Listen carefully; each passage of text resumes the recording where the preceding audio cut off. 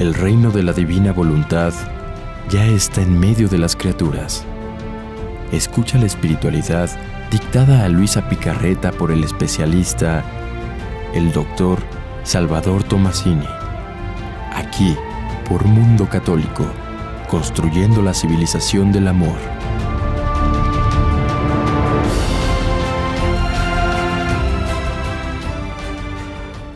Amigos, ¿cómo están?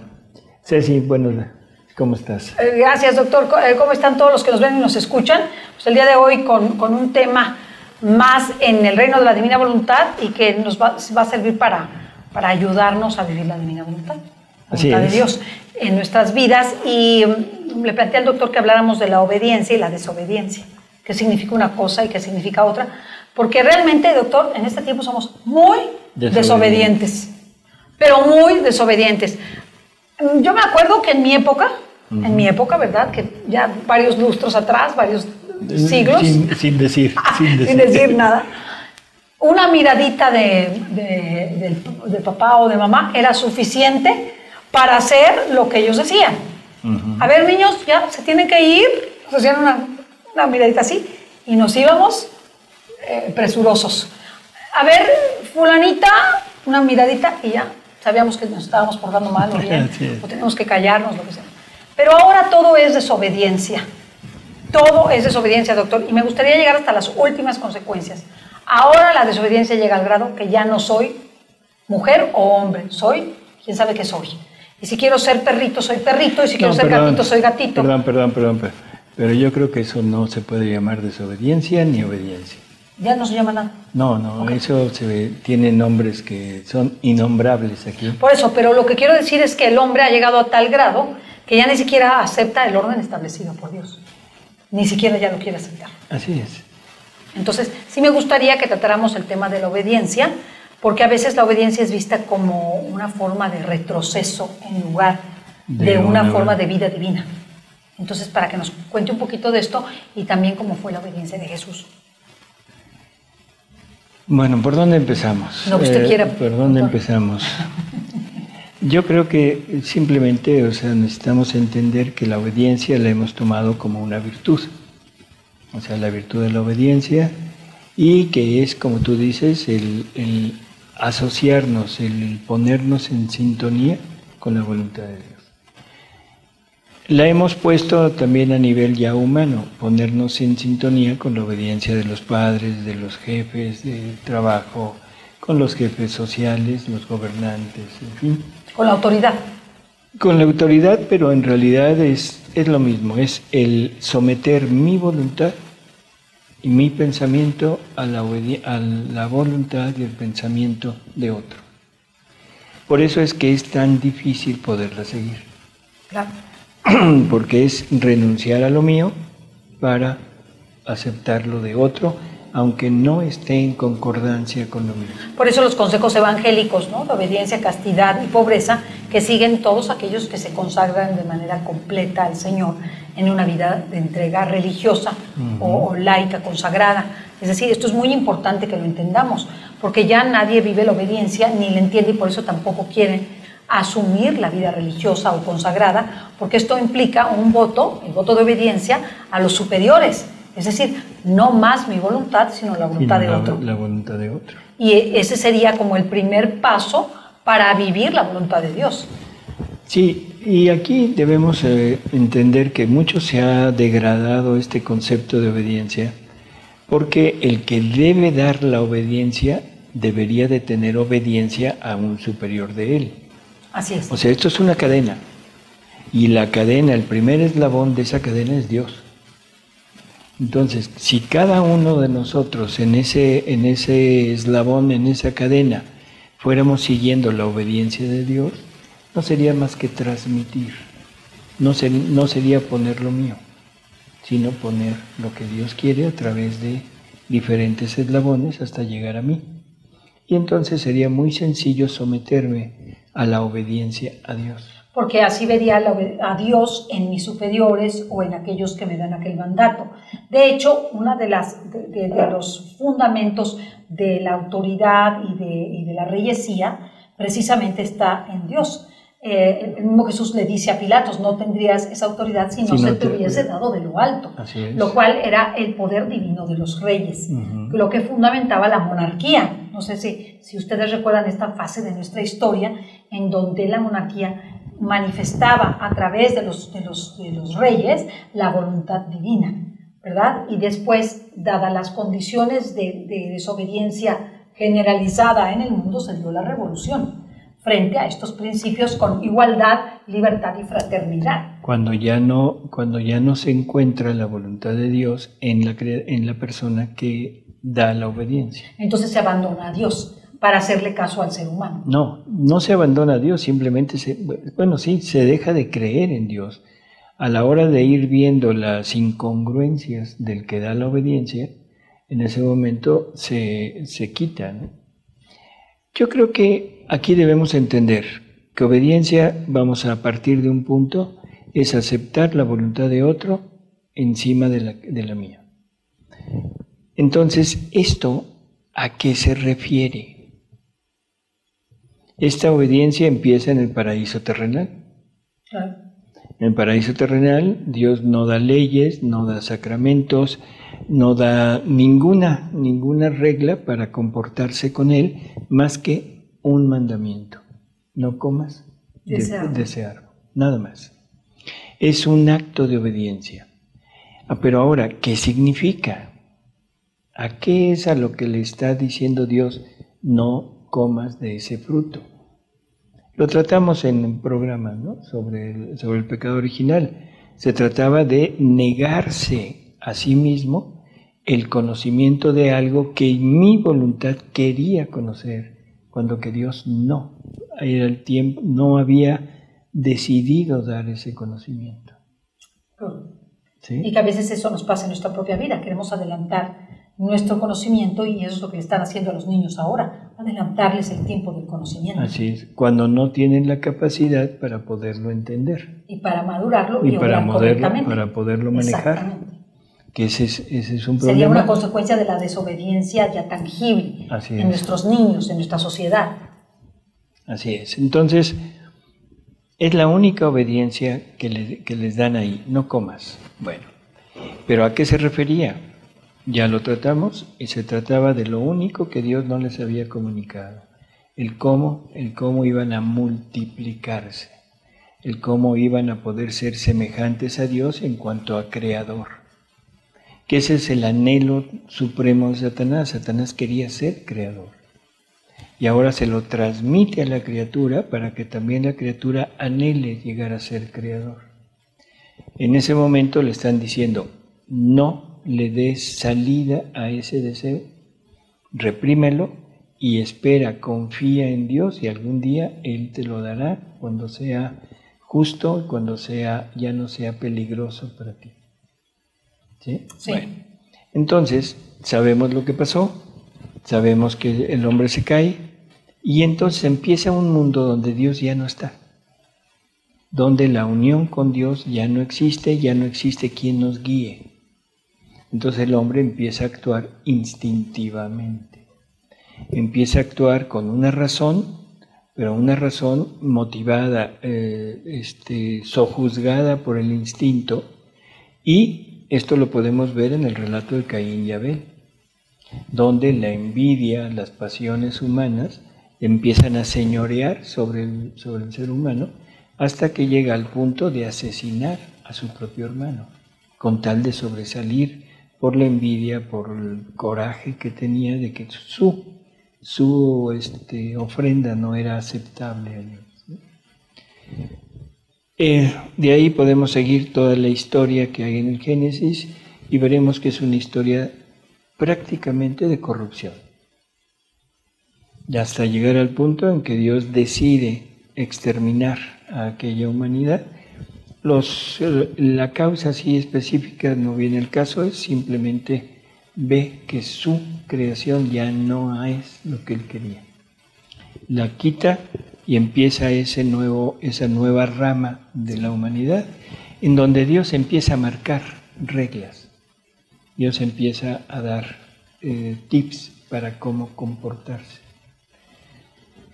Llega Abraham, Antes de Abraham debe de haber habido bastantes ejemplos, pero llega Abraham y es el ejemplo perfecto de obediencia, y de una obediencia sin cuestionamiento. Ciega y más allá de lo predecible, porque no es lo mismo que te manden matar a alguien extraño, ¿verdad? Que también sería muy, muy penoso, a que a tu propio hijo, más frente a las promesas hechas a Abraham.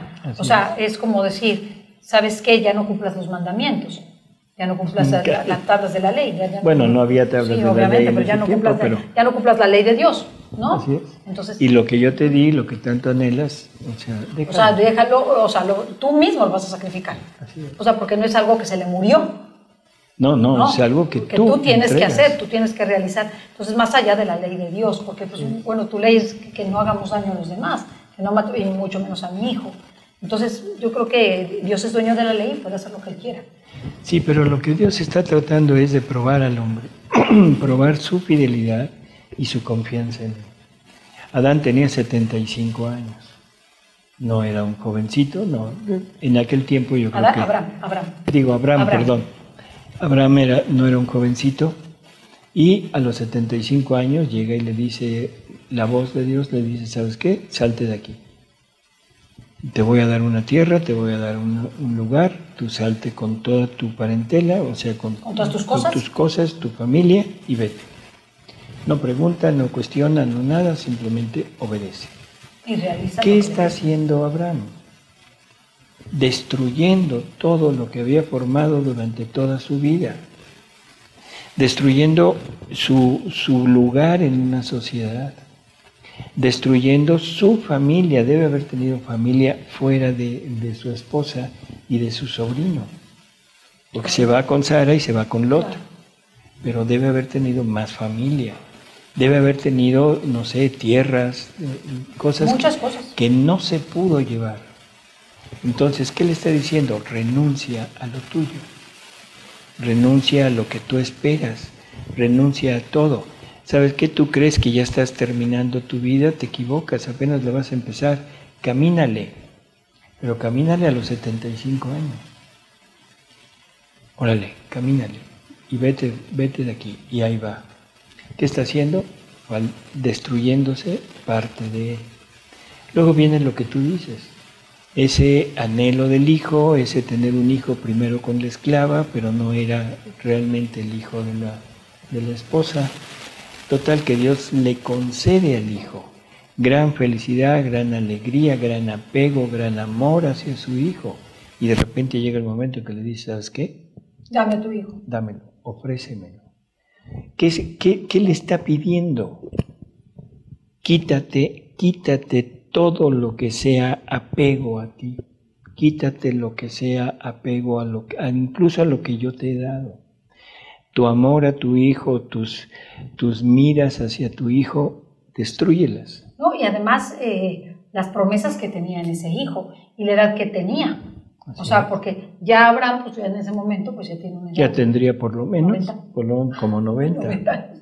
No, igual, o mucho más de 90. Y Sara, su esposa, pues no está. Cuando menos ya había pasado su etapa de poder procrear. Bueno, eso desde que nació, ¿no? No, pero pudo haber procreado, o sea, no había podido ser, era estéril hasta ese momento. Por eso, pero había sido estéril. Pero más, o sea, las condiciones de esterilidad, pues después de que ella ya pasó su edad procreativa y ya es una persona mayor, ¿verdad? Llega Isaac. Sí, y da luz a Isaac, lo cual es un imposible, porque nada es imposible para Dios. Es imposible que Abraham y su esposa Sara hayan concebido a Isaac en las condiciones en las que ya estaban de edad. Imposible, era imposible. Y cuando Dios se lo pide, ya Isaac era grande. Bueno, no grande, era un adolescente. Era un jovencito, ¿no? Vamos a decir. Entonces, en ese momento, o sea, las cosas se ponen muy difíciles para él, y toda aquella promesa de Dios que te daré una descendencia como las estrellas del cielo, en su interior se viene abajo. Y sin embargo, no lo pone en duda. Hay otra cosa que a mí me sorprende y que se habla poco de esto, que es Isaac. Porque Isaac ya no es tan niño, o sea, no es un niñito, es un jovencillo, vamos a decir, no sé, yo siempre lo veo como de 9 a 11 años, así lo veo, aunque no lo menciona exactamente la escritura, pero a mí lo que me sorprende es la obediencia de Isaac, porque ya Isaac, estando en el lugar, se pone para que lo maten. O sea, él no dice, no papá, y sale corriendo. Yo hubiera salido corriendo, dicho sea de paso, pero Isaac se queda ahí, incluso lo ponen en el altar y detiene el ángel la mano de su padre, el brazo de su padre. Por eso, esas son cosas que no están dentro de las revelaciones, no podemos prever, pero sí podemos imaginar. Qué obediente Isaac. Así es. La verdad, por eso recibió la bendición del Señor, porque pues no solamente fue su padre el obediente, él también fue obediente. También, algo hermosísimo. Bueno, entonces vamos entendiendo cómo la obediencia va significando una renuncia, pero una renuncia a lo propio y cada vez más profundo. En primer lugar era a lo externo, ahora es a lo muy propio, al apego a los sentimientos. Ahí termina. A los sentimientos, a los anhelos, a los sueños, a las capacidades, a las posesiones.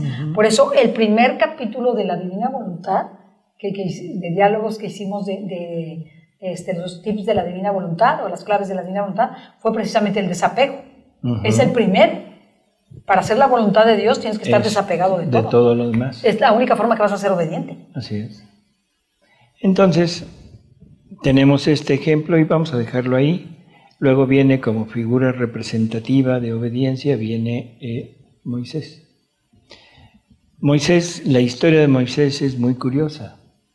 Si recuerdas, o sea, él se cría como o sea, de la corte. Como de la realeza. De la realeza, es de los potentes de ese tiempo y sin embargo defiende a alguien de su propia raza sin saberlo. Y se esconde, tiene que salir huyendo. Porque mata al que maltrata al israelita, al esclavo. Tiene que salir huyendo, se encuentra, ¿cómo se llamaba el suegro? Harán, bueno, no importa. Y lo engaña, tiene que trabajar 7 años para casarse con la hija. Y se casa con la... Y le dan a la otra. Y luego tiene que trabajar otros 7 años para que le den a la que él quería, en fin. Pero en el momento en que Dios se presenta, en ese momento viene una petición tremenda. Regresa a Egipto. Él sabía que aquello podría representar su propia muerte. Claro. Sabía que eso era perder a su familia, todo lo que había logrado. Y más la incapacidad personal con la que se topa él, diciendo que no tiene ni la capacidad para hablar, porque era tartamudo. Así es.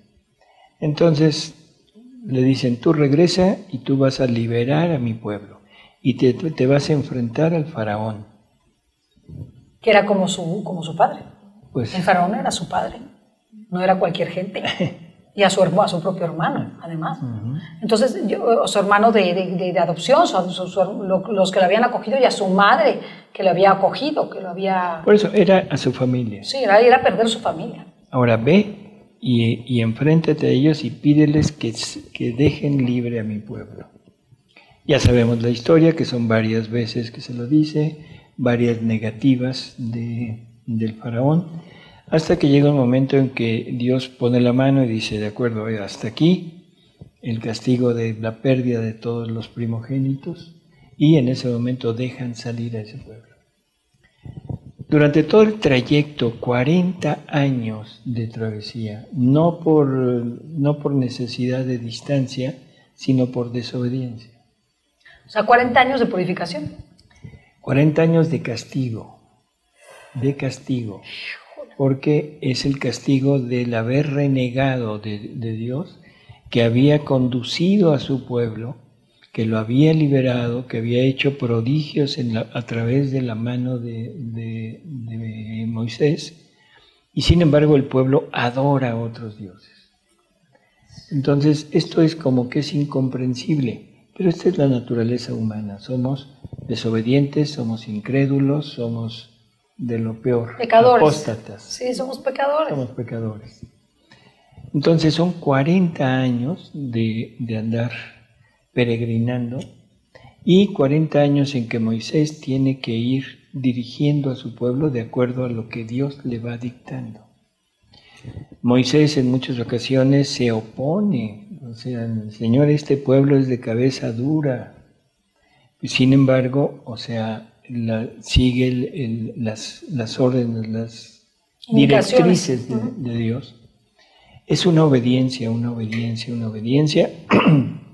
en que Él va perdiendo su propia individualidad para ir formando en Él ¿cómo diríamos? La personificación de Dios en la tierra. No, y Moisés definitivamente todo lo que hace es contrario a lo que él anhela. Todo lo que hace, o sea, ve y diles esto, pero ¿cómo les voy a decir esto? Ve y a traer esto, llévales aquí, llévales acá. O sea, yo creo que realmente Moisés, al igual que Abraham, prueban... Son figuras claves, emblemáticas de la obediencia, aun cuando Moisés es severamente castigado por su incredulidad. Incredulidad y desobediencia. Porque este es el punto, hay que ir viendo lo que la obediencia hace, pero también lo que la desobediencia hace. Y aquí la incredulidad lo lleva a desobedecer la orden. Sí, porque toca, ¿no? Otra vez con el bastón sagrado, dos veces la roca para que le dé agua, dudando del poder de Dios. Entonces es una desobediencia, porque aunque solo hubiera hecho así paso una sola vez hubiera sido suficiente. Porque esa era la orden. Sí. Ve y toca la roca y ahí brotará el agua. Llega, la toca, y yo creo que él creía que iba a salir así como un torrente, ve que no sale nada y la vuelve a tocar. Entonces, pero el castigo es severo, ¿eh? Claro, no entra. Después de todo lo que vivió, no puede entrar a esa tierra prometida. Bueno, esto es para irnos dando cuenta de lo que es obediencia y desobediencia. De ahí, a Moisés le dan las tablas de la ley. ¿Qué son las tablas de la ley?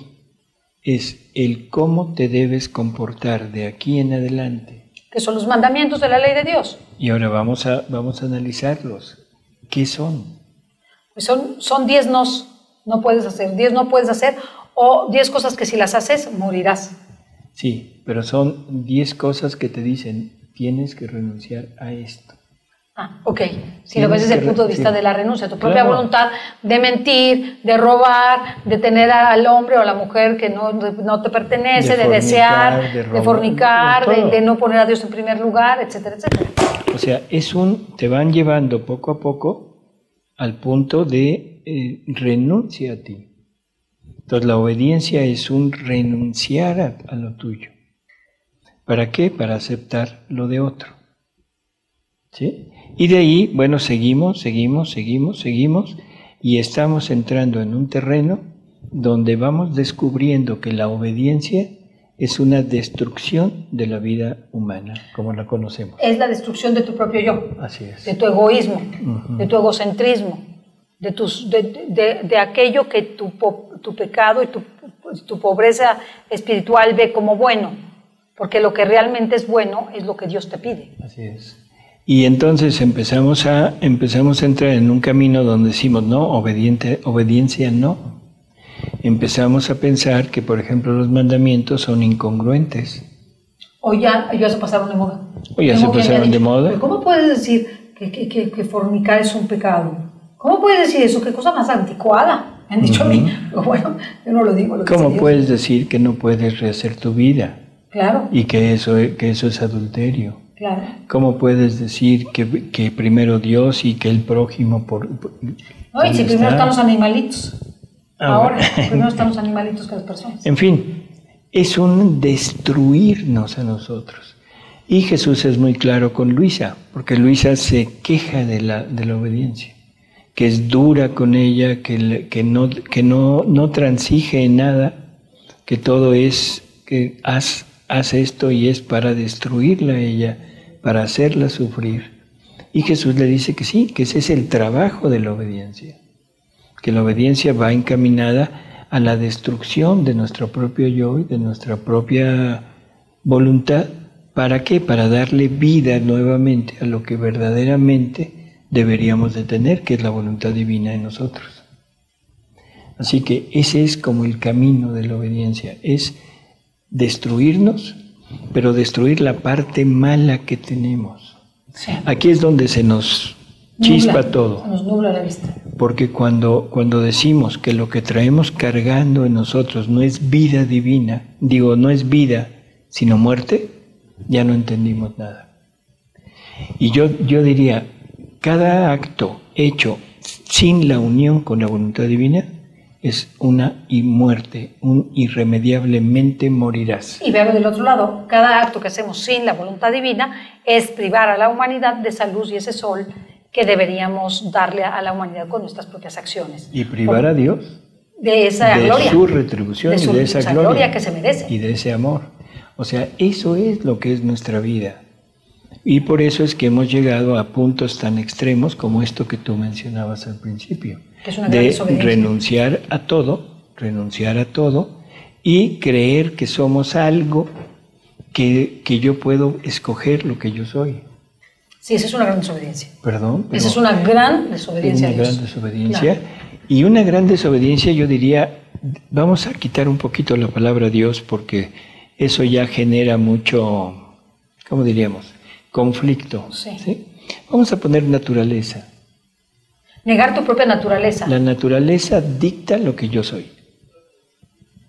Punto. Sí. No hay forma de poderlo negar. La naturaleza dicta lo que la criatura es. Si soy hombre, mi ADN es de hombre. Si soy mujer, mi ADN es biológica, anatómica y físicamente, fisiológicamente de hombre o de mujer según lo que el sexo con el cual nací. Yo te preguntaría, a mí siempre me ha llamado la atención, ahora dicen que debemos respetar, y estamos de acuerdo, no estamos en contra de la persona. No. No estamos en contra de la decisión de la persona. Ni la juzgamos tampoco. Pero sí entender que no podemos tomarlo como normal. Si yo tengo un hijo, si tú tuvieras un hijo, Ceci, que de repente te dice, mamá, yo soy Superman, y ahorita me voy a lanzar de la azotea porque voy a volar. El día que no lo puedes ¿Lo hacer dejas? Porque no. Lo alientas y le dices, sí, mijito, cómo no. A ver, aviéntate, pero aviéntate fuerte. ¿Lo aceptarías? No. Y si el niño sigue con la idea de que es Superman, ¿qué haces? Le explicaría y le diría por qué está mal y qué le va a pasar si lo hace. Y lo llevarías con un psicólogo. Bueno, o con un psiquiatra, o con un alguien terapeuta, para decir, a ver, espérate, céntrate en lo que eres. Si un hijo tuyo o una hija tuya dijera, mamá, soy Napoleón, no vas a decir, espérame, voy a comprarte tu caballo blanco. Sí. O sea, tratas de centrarlo y decir, este hijo está mal. Sí, lo ubicaría. Así es, si un tío tuyo de repente llega y en vez de hablarte te empieza a ladrar porque se cree fifí. Sí, qué perro. Sí, porque ahora estamos así. Así. Entonces, en ese momento agarras y dices, momento tío, estás mal. No, o ahora que las leyes que dicen que te puedes casar contigo mismo. ¿Cómo conmigo sí. mismo? Ah, no sé. Ahora en algunos países tú te puedes casar contigo mismo y celebrar matrimonio contigo mismo. ¿Ah, sí? Sí. Eso me lo hubieran dicho antes. Eso me lo hubieran dicho. Bueno, no habría problema. Ok. Entonces, pero ¿qué quiere decir? Que estamos en un momento donde la obediencia y la desobediencia son claves. Donde la desobediencia ha tomado la supremacía, batuta, claro. Y es la que guía en la vida de todos. Y entonces es el mayor alejamiento del hombre con Dios. Así es. Porque la única forma de vivir la divina voluntad es siendo obediente. Por eso, ahí vamos al punto final que sería como una definición. Obediencia es igual a readquirir la vida divina. Interesantísimo. Desobediencia es igual a rechazar la vida divina para darle supremacía a la vida humana. Es hacer tantos pecados originales como desobediencias. Así es. O sea, y es alejarse cada vez más y más y más de Dios. No es más que eso. Obediencia es aceptar el tratamiento para llegar a ser lo que Dios creó. Desobediencia es rechazar todo tratamiento para seguir en mi locura de seguir una vida sin Dios. Entonces, ¿qué es obediencia? Eso, regresar al punto de origen. Y olvidándome de mí mismo para asumir aunque esto me lleve sufrimiento y dolor, porque es lo que me va a llevar, la renuncia a mi propio yo, a mi propia consideración, a mis sueños y mis anhelos por los sueños, los anhelos y la voluntad de Dios, lo cual sería la plena vida divina en mí, regresar al origen. Ese es el punto. Pues esa es obediencia, esa es desobediencia. Es dificilísimo, hay que pedirle mucho a Dios que nos dé esa obediencia. Así es, ojalá que lo asumamos y nos demos cuenta que obedecer no es retroceder, sino acercarnos más a Dios. Avanzar en la divina voluntad. Así es. Gracias, doctor, hasta la próxima. Hasta la próxima, amigos.